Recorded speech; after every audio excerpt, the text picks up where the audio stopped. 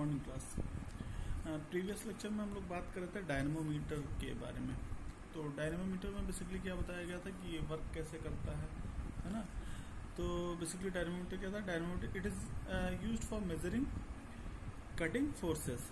ठीक है, तो इसमें ये पार्ट थोड़ा सा रह गया था, हमने बताया था उसमें कि जनरल प्रिंसिपल ऑफ मेजरमेंट के बारे में, मतलब डायनेमोमीटर को समझने के लिए जनरल प्रिंसिपल ऑफ मेजरमेंट हमको समझना पड़ेगा। तो जनरल प्रिंसिपल ऑफ मेजरमेंट में क्या डिस्कस किया गया था पिछली बार, थोड़ा सा एक आइडिया दिया गया था कि भाई कोई भी फिजिकल वेरिएबल होगी, एक फिजिकल वेरिएबल को हम दूसरे फिजिकल वेरिएबल में कन्वर्ट करते हैं सुटेबल फिजिकल वेरिएबल में। किस तरीके के सुटेबल फिजिकल वेरिएबल में? तो जैसे क्या कहा गया कि मान लिया टेम्परेचर है, तो अब टेम्परेचर को तो कोई देख नहीं सकता कि कितना टेम्परेचर किसी बॉडी का है या हीट कितना उसके अंदर है। तो टेम्परेचर फिर कैसे मेजर करते हैं? तो क्या करते हैं, टेम्परेचर को रिलेट करते हैं एक्सपेंशन से। कहने का मतलब यह है कि उसमें अगर कोई थर्मामीटर है और उस थर्मामीटर के अंदर हमने क्या कहते हैं पारा भरा, Hg भरा, तो जब टेम्परेचर राइज करता है तो उस जो पारे का लेंथ है वो बढ़ता है, वो इंक्रीज होता है। तो इसका मतलब लेंथ अगर इंक्रीज हो रहा है तो हम समझ जाएंगे कि इसका मतलब टेम्परेचर बढ़ रहा है। या इसको एक से एग्जाम्पल दे सकते हैं, मान लिया दो कंपोनेंट है, दो बॉडी है, एक ये बॉडी है और दूसरी ये बॉडी है। तो अब मैंने थर्मामीटर इस पे लगाया तो कोई फर्क नहीं पड़ा, और जब हमने थर्मामीटर इस पे लगाया तो जितना लेंथ इस पे लगाने पे था उससे ज्यादा उस जो पारे का लेंथ इंक्रीज करने लगा। तो हम समझ जाएंगे कि हाँ इसका टेम्परेचर ज्यादा है with respect to this body. ये कब जान पाएंगे? ये हम तब जानेंगे जब हमें ये आइडिया रहेगा कि टेम्परेचर बढ़ने के साथ साथ आपके पारे का लेंथ बढ़ता है, तो हम ये जान पाएंगे। यद्यपि हम ये नहीं जान पाएंगे कितना टेम्परेचर है उस बॉडी का, इस बॉडी का कितना टेम्परेचर है या इस बॉडी का कितना टेम्परेचर है। ये हम तब जान पाएंगे जब हमें जो लेंथ है, जो पारे का जो लेंथ है और टेम्परेचर, इन दोनों के बीच में रिलेशनशिप पता होगा। तो लेंथ की वैल्यू डालते ही हमको टेम्परेचर की वैल्यू मिल जाएगी। एक तरीका ये है। दूसरा हमने कहा कि भाई जैसे ही इस पे हमने टच कराया लेंथ इंक्रीज करने लगा, तो ये लेंथ का इंक्रीमेंट एक सिग्नल दे रहा है कि इसका मतलब कुछ ना कुछ टेम्परेचर इसमें ज्यादा है इसके रिस्पेक्ट में। ठीक है, तो ये सिग्नल जो दे रहा है ये इस फॉर्म में सिग्नल दे रहा है। ठीक है, तो एक फिजिकल वेरिएबल टेम्परेचर को कन्वर्ट करते हैं दूसरे फिजिकल वेरिएबल में एक्सपेंशन या उसके लेंथ के इंक्रीमेंट में। तो ये जो लेंथ का इंक्रीमेंट हो रहा है ये सिग्नल मिल रहा है।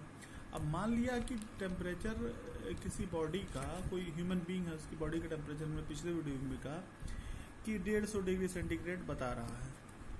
थर्मामीटर जो आप ले रहे हैं उसमें बता रहा है कि 150 डिग्री सेंटीग्रेड, बिल्कुल लास्ट कॉर्नर क्रॉस करता जा रहा है। डिजिटल है तो वो 150 बताने लगा। तो उसको तो आप मानेंगे कि इसका मतलब वो गड़बड़ है, तो उसको आप फिल्टर कर देंगे, उस रिजल्ट को आप फिल्टर करेंगे। तो इसका मतलब जो सिग्नल मिल रहा है वो जरूरी नहीं है कि सिग्नल आपका वो करेक्ट हो। तो उस सिग्नल को आप क्या करते हैं, कंडीशन करते हैं, उसकी क्या करते हैं, कंडीशनिंग करते हैं। मतलब उसको एम्पलीफाई करते हैं, उसको फिल्ट्रेशन करते हैं, उसको स्टेबलाइज करते हैं। जैसे हमने पिछले वीडियो में बोला कि भाई आप जब भी एक्सपेरिमेंट करने जाते हैं तो आप 4-5 एक्सपेरिमेंट परफॉर्म करते हैं, एक सिंगल एक्सपेरिमेंट नहीं परफॉर्म करते। क्यों ऐसा करते हैं? क्योंकि 4-5 एक्सपेरिमेंट परफॉर्म करने से आपको एवरेज वैल्यू मिल जाती है, और उन 4-5 एक्सपेरिमेंट में हो सकता है किसी एक्सपेरिमेंट में आपको ऐसा रिजल्ट मिलता हो जिसको आप रिमूव कर देते हो। क्यों? क्योंकि आपको लगता है कि वो रिजल्ट आ ही नहीं सकता, है ना, ब्लंडर वाली चीज कि हाँ मतलब ये प्रॉब्लम हो गई, ऐसा हो ही नहीं सकता। तो उस रिजल्ट को आप फिल्टर कर देते हैं। तो इसलिए यहाँ पे जो सिग्नल मिलता है उसको एम्पलीफिकेशन करते हैं, उसका फिल्ट्रेशन करते हैं, उसके स्टेबलाइजेशन करते हैं। तब जो उसके बाद आपको सिग्नल मिलता है वो कंडीशनड सिग्नल होता है। उस कंडीशनड सिग्नल की आप रीडिंग पा लेते हैं, उसको रीड आउट कर लेते हैं। ये तो हमने टेम्परेचर वाले केस में कहा। इसी हिसाब से फोर्स, एक फिजिकल वेरिएबल को आप दूसरे फिजिकल वेरिएबल में कन्वर्ट करते हैं डिफ्लेक्शन। मान लिया फिजिकल वेरिएबल एक कटिंग फोर्स है और हमने इस बॉडी पे, मान लिया इस बॉडी पे हमने फोर्स लगाया, अब फोर्स लगाया तो ये बॉडी यहाँ से डिफ्लेक्ट हो गई, कुछ सर्टन डिफ्लेक्शन इसमें मिला। अब हमने कितना फोर्स लगाया ये कैसे पता चलेगा? ये आप जान ही नहीं सकते, फोर्स को तो आप देख नहीं सकते, लेकिन आप डिफ्लेक्शन को मेजर कर सकते हैं।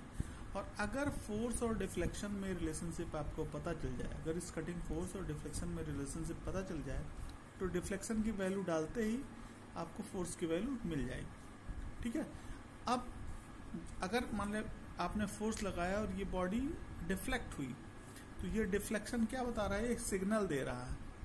तो उस डिफ्लेक्शन का एम्पलीफिकेशन करेंगे, फिल्ट्रेशन करेंगे, स्टेबलाइजेशन करेंगे, उसके बाद कंडीशन सिग्नल मिलेगी, उसके बाद उसको रीड आउट करेंगे, उसको इसकी रीडिंग ले लेंगे। ठीक है, तो ये स्टेज आपका कहलाता है जो फर्स्ट फिजिकल वेरिएबल, जो फिजिकल वेरिएबल किसी जिसको हमको मेजर करना है, उस फिजिकल वेरिएबल को हम दूसरे सुटेबल वेरिएबल में कन्वर्ट करते हैं। तो ये स्टेज कहलाता है ट्रांसड्यूसिंग स्टेज। ट्रांसड्यूसर बेसिकली यही तो होता है कि वन फॉर्म ऑफ एनर्जी को अनदर फॉर्म ऑफ एनर्जी में हम कन्वर्ट करते हैं। ठीक है, नॉर्मली हम इसको बोलते हैं भाई इलेक्ट्रिकल एनर्जी को मैकेनिकल एनर्जी है, मैकेनिकल को इलेक्ट्रिकल, इस तरीके से बोलते हैं।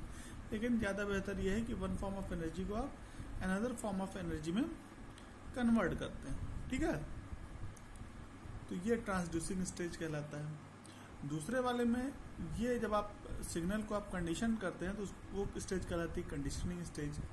थर्ड वाला स्टेज जब आप रीडिंग करते हैं वो कहलाता है आपका रीड आउट स्टेज। ठीक है, तो ये बातें थी, ये जनरल प्रिंसिपल ऑफ मेजरमेंट। ये सभी मेजरिंग इंस्ट्रूमेंट में आपको ये देखने को मिलेगा कि one form of physical variable को आप another physical variable, suitable physical variable में कन्वर्ट करते हैं। ठीक है, ये खाली इसलिए करते हैं कि मान लिया एक जिस फिजिकल वेरिएबल को आपको मेजर करना है उसको आप अगर ना देख पाएँ, ना उसको विजुलाइज कर पाएँ, तो आप उसको मेजर कैसे करेंगे? लेकिन उसका आफ्टरवर्ड इफेक्ट अगर आप ये जान जाते हैं कि इस फिजिकल वेरिएबल का इफेक्ट क्या होगा, और उस इफेक्ट को अगर आप मेजर कर सकते हैं तो, और उनके बीच में इंटर रिलेशनशिप फाइंड आउट कर सकते हैं, तब आप इफेक्ट की वैल्यू डालते ही आपको बेसिक फिजिकल वेरिएबल की वैल्यू आपको मिल जाएगी। तो यही काम बेसिकली डायनामोमीटर के अंदर किया जाता है। ठीक है, तो ये जो मेजरिंग सिस्टम है, मेजरमेंट जो है, डिफरेंट टाइप ऑफ ट्रांसड्यूसर जो इस्तेमाल किया जाता है डायनामोमीटर में फॉर मेजरिंग मशीनिंग फोर्स। कौन कौन से ट्रांसड्यूसर इस्तेमाल किया जाता है? Different types of transducer used in dynamometer for measuring machining force. कौन सा? It is based on 3 basic principle. 3 principle पे काम करता है। या तो आप इलास्टिक डिफ्लेक्शन मेजर कर लीजिए, कितना डिफ्लेक्ट हुआ ये मेजर कर सकते हैं, या इलास्टिक डिफॉर्मेशन मेजर कर लीजिए, या कितना प्रेशर डेवलप हुआ ये मेजर कर लीजिए। समझ में आया कि नहीं? इसका मतलब measurement of elastic deflection of a body subjected to the cutting force. ठीक है, तो elastic deflection of a body subjected to a cutting force ये मेजर कर लीजिए, या measurement of the elastic deformation that is strain induced by the force, कितनी straining हुई, deformation कितना हुआ ये मेजर कर लीजिए, या measurement of pressure develop in a medium by the force, कितना प्रेशर डेवलप हो गया ये मेजर कर लीजिए। तो इसमें से हम डिफ्लेक्शन बेसिकली अपने इस में हम शो करेंगे कि डिफ्लेक्शन कैसे मेजर करते हैं। ये फर्स्ट वाले पे भी बात करेंगे। ठीक है, नेक्स्ट इसमें इसका मतलब the type of transducer depend upon how the deflection, strain और pressure is detected and quantified. ठीक है, ये इस चीज के ऊपर डिपेंड करेगा। The type of transducer depend upon the how that deflection, strain और pressure is detected and quantified. ठीक है, तो सबसे पहले हम लोग इस फर्स्ट वाले बात करेंगे, मेजरमेंट ऑफ इलास्टिक डिफ्लेक्शन। ठीक है, तो measuring the deflection caused by cutting force, है ना, बात करेंगे इस पे। ठीक है, क्या है आपका? Measuring the deflection caused by the cutting force. Measuring deflection caused by cutting force. अब ये हम लेथ मशीन पे एक ऐसा फिगर ये ड्रॉ कर रहे हैं। इस फिगर को बनाने का जो एम है, ये हम ये शो कर रहे हैं कि ये मान लिया टर्निंग ऑपरेशन हो रहा है, ये लेथ मशीन पे ये कोई सर्कुलर वर्क पीस है, ये रोटेट कर रहा है और इसके कांटेक्ट में ये टूल आपका आ रहा है। अब इस पे लगने वाला फोर्स इस टूल के ऊपर, मान लिया जब ये वर्क पीस रोटेट कर रहा है चक पे, आप क्या कहते हैं सिंगल पॉइंट कटिंग टूल का इस्तेमाल कर रहे हैं और ये लेथ मशीन पे ये सर्कुलर वर्क पीस रोटेट कर रहा है, और जैसे ही आप कांटेक्ट बनाएंगे इस टूल का इस वर्क पीस से, वैसे ही देखेंगे इस टूल के ऊपर एक पीजेड लोड लगेगा, एक फोर्स लगेगा पीजेड, इसको पीजेड के फॉर्म में हम शो कर रहे हैं, ठीक है। उस पीजेड लोड की वजह से ये डिफ्लेक्ट करेगा, ये टूल थोड़ा सा अपनी मीन पोजीशन से डिफ्लेक्ट करेगा। तो ये डिफ्लेक्शन कितना हुआ अगर आप ये मेजर कर ले जाएं और इस डिफ्लेक्शन और इस लोड के बीच में आपको रिलेशनशिप अगर पता हो तो डिफ्लेक्शन की वैल्यू डालते ही इस लोड की वैल्यू आपको मिल जाएगी। इसका मतलब इस टूल के ऊपर कितना फोर्स लग रहा है ये आप मेजर कर पाएंगे कब, जब आप इस डिफ्लेक्शन को मेजर कर पाएं और इस डिफ्लेक्शन और इस लोड के बीच में रिलेशनशिप आपके पास हो तब। समझेंगे नहीं? तो सब बेसिकली क्या कर रहे हैं, एक फिजिकल वेरिएबल को दूसरे फिजिकल वेरिएबल में हम लोग कन्वर्ट कर रहे हैं। इस लोड का इफेक्ट हम इस डिफ्लेक्शन में देख रहे हैं और इस डिफ्लेक्शन को मेजर कर ले जा रहे हैं। इस डिफ्लेक्शन का रिलेशनशिप अगर पीजेड के साथ है कि कितना लोड लगेगा तो कितना डिफ्लेक्ट होगा, अगर रिलेशनशिप हमारे पास है तो डिफ्लेक्शन की वैल्यू डालते ही पीजेड की वैल्यू हमको मिल जाएगी, ठीक है। तो ये जो बेसिक इक्वेशन, ये फिगर जो ड्रॉ किया गया है, ये cutting tool undergoing deflection delta due to the cutting force PZ. Cutting force PZ की वजह से डिफ्लेक्शन डेल्टा जो हो रहा है, इसको ये इस फिगर में ड्रॉ करके दिखाया गया है, ठीक है। तो जो रिलेशनशिप है वो है डेल्टा इक्वल टू, डेल्टा आपका डिफ्लेक्शन है, delta equal to PZ bracket में L3/3EI, ठीक है।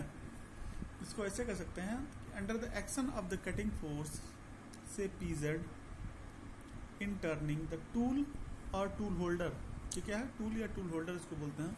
अच्छा, ये जो लेंथ है ये हमने शो नहीं किया, ये L लेंथ है, ठीक है। ओवरहैंग, ये आपका ओवरहैंग है, इसको हम ऐसे बना सकते हैं, ठीक है, ठीक है। इसका मतलब इस टूल होल्डर का लेंथ L है, या इसको ओवरहैंग के, जिससे आप जब कैंटिलीवर बीम पढ़ते हैं तो कैंटिलीवर बीम की तरीके से ये वर्क कर रहा है। देखिए, एक एंड आपका फिक्स है टूल होल्डर वाला, एक एंड फिक्स्ड है और एक एंड फ्री है। इस फ्री एंड पे लोड लग रहा है पीजेड, उसकी वजह से डिफ्लेक्शन हो रहा है। तो ये देख रहे हैं कैंटिलीवर बीम की तरीके से वर्क हो रहा है, ठीक है। तो इसमें हमने कहा कि द टूल और tool holder elastically deflect as shown in figure, such deflection delta is proportional to the magnitude of the cutting force. मतलब जितना ज़्यादा फोर्स लगेगा उतना ज़्यादा ही डिफ्लेक्शन आपका होगा। तो यहाँ पे जो शो किया गया है L क्या है, ये ओवरहैंग और equivalent projected length of a cantilever type tool या टूल होल्डर। L क्या है आपका, overhang of the cantilever type of tool, ठीक है, ये चीज़ है। E क्या है, E है आपका यंग मॉडुलस ऑफ इलास्टिसिटी, ये फिजिकल प्रॉपर्टी है। E आपका है young modulus of elasticity, physical property है, ठीक है। डेल्टा क्या है, टूल डिफ्लेक्शन है। पीजेड क्या है, कटिंग फोर्स है, ठीक है। तो ये चीज है, ठीक। आई क्या है आपका, इसमें आई क्या है, आई आपका प्लेन मोमेंट ऑफ इनर्शिया है, plane moment of inertia of a beam section, ठीक है। इसको एज ए बीम अगर मान ले रहे हैं, इसको बीम मान ले रहे हैं तो इसका moment of inertia, plane moment of inertia है, ठीक है। ये इस टूल को हम एज ए बीम कंसिडर कर रहे हैं। किस तरीके का बीम, आपका कैंटिलीवर बीम है, एक एंड फिक्स है, दूसरा एंड फ्री है, और दूसरे फ्री एंड पे फोर्स लग रहा है पीजेड, ठीक है। तो इसमें दिखाया गया है कि delta is proportional to PZ. ये बेसिकली इसमें देखिए, delta is equal to PZ bracket में L3/3EI, ठीक है। तो L क्या है, ये ओवरहैंग का लेंथ है, ये कांस्टेंट है। E क्या है, यंग मॉडुलस से फिक्स है। I क्या है, प्लेन मोमेंट ऑफ इनर्शिया, ये भी फिक्स है। इसका मतलब ये टर्म कांस्टेंट है, तो delta is proportional to PZ. इसका मतलब पीजेड की वैल्यू जितना बढ़ेगी डेल्टा की वैल्यू उतना ही बढ़ेगा। ठीक है, इसको ऐसे कह सकते हैं। अब इसका मतलब डेल्टा अगर डिफ्लेक्शन आप मेजर कर ले जाते हैं तो आसानी से पीजेड की वैल्यू पा पाएंगे। ठीक है, तो the deflection delta can be measured. कैसे मेजर कर सकते हैं? Mechanically by dial gauge. Dial gauge का इस्तेमाल करके आप कर सकते हैं डेल्टा की वैल्यू मेजर। ठीक है, डेल्टा की वैल्यू डिफरेंट तरीके से आप मेजर कर सकते हैं। ठीक है, डिफ्लेक्शन को mechanically by using dial gauge. तो इसको क्या बोलेंगे? Mechanical transducer. दूसरा क्या है? Electrically by using several transducers, जैसे potentiometer, capacitive pickup, inductive pickup, LVDT, इस तरीके से। ठीक है, तो इसका मतलब डिफरेंट ट्रांसड्यूसर्स के हेल्प से आप इस डिफ्लेक्शन डेल्टा को इजीली आप मेजर कर सकते हैं। ठीक है, अब डायल गेज के इस्तेमाल से क्या करते हैं, कैसे करते हैं? डायल गेज के इस्तेमाल से आप ये देखते हैं कि जैसे डायल गेज में क्या करते हैं कि डायल गेज में एक पॉइंटर लगा होता है, इस पे देखेंगे आप पॉइंटर लगा हुआ है। अब वो पॉइंटर ये बताएगा कि मतलब पॉइंटर अगर लास्ट पॉइंट तक आता है तो वो ऑब्वियस सी बात है वो सर्कुलरली डायल गेज देखते हैं कि वो रोटेट करता है और वो कितना डिस्टेंस या डिफ्लेक्शन हुआ है वो डायल गेज बता देता है कि यहाँ ये इतना डिस्टेंस कवर किया है। ठीक है, तो ये मैकेनिकल मेथड है डायल गेज का। दूसरा potentiometer, capacitive pickup, inductive pickup, इस तरीके से आप मेजर कर सकते हैं। ठीक है, लेकिन ये ध्यान रखना है कि सभी transducer, all such transducers need proper calibration before use. Calibrated होना चाहिए। क्यों? क्योंकि वो बिल्कुल क्रिटिकल वैल्यू देगा और उसका डिफरेंस बहुत ज़्यादा इफेक्ट डालेगा फोर्स को मेजर करने के लिए, इसलिए प्रॉपर कैलिब्रेटेड होना चाहिए। ठीक है, तो ये तरीका है आपका डिफरेंट तरीके से आप फोर्स को फाइंड आउट कर सकते हैं with the help of various methods, मतलब मैकेनिकल ट्रांसड्यूसर से या इलेक्ट्रिकल ट्रांसड्यूसर से, इलेक्ट्रिकल मींस से आप ऐसा कर सकते हैं, या कभी कभी opto electronically by photo cells के इस्तेमाल से भी आप कर सकते हैं। ऑप्टो इलेक्ट्रिकल मेथड से ये चीज़ आप फाइंड आउट कर सकते हैं। ठीक है, तो ये सब तरीके हैं। अब इसी में से कोई एक तरीका हम लेके दिखाएंगे आपको कि कैसे बेसिकली मेजर करते हैं डिफ्लेक्शन डेल्टा। ठीक है, तो आज के लिए इतना ही। नेक्स्ट वीडियो में हम बात करेंगे इसके आगे वाले टॉपिक पर। ठीक है, ओके।